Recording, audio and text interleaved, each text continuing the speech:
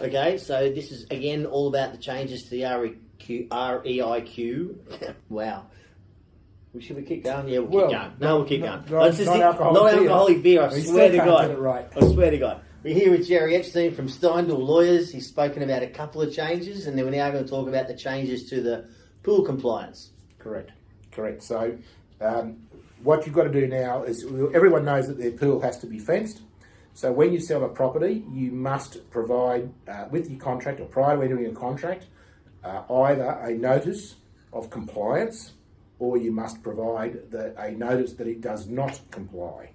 Now, if you provide the notice that it doesn't comply, so be it, the buyer is aware that there's a non-compliance, and it's their obligation to get it compliant after settlement. So I think they have 90 days, don't they? Is that right? 90 days, that's exactly right.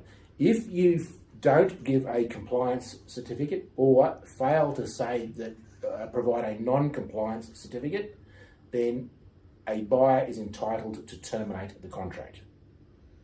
And that's their only remedy. They can terminate the contract. I don't really see why you wouldn't do one when it's very simple. Very simple process. If it's not compliant, just make sure that you do a notice that it's not compliant, and then the buyer's going in with fully aware of the situation and aware that they have to comply within 90 days of settlement. But if you fail to provide either, then you've got a problem, because your buyer can elect to terminate the contract.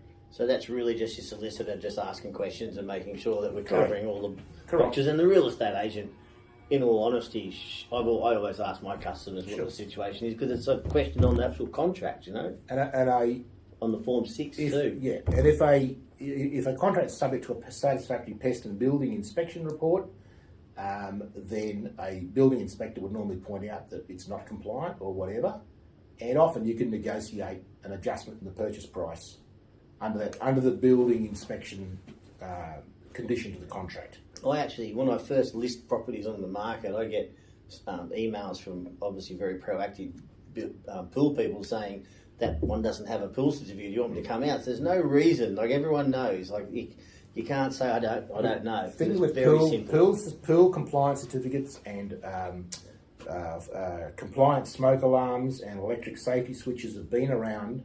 The requirement to have those has been in place for a long, long time. So anybody that's dealing in property, selling property, and doesn't comply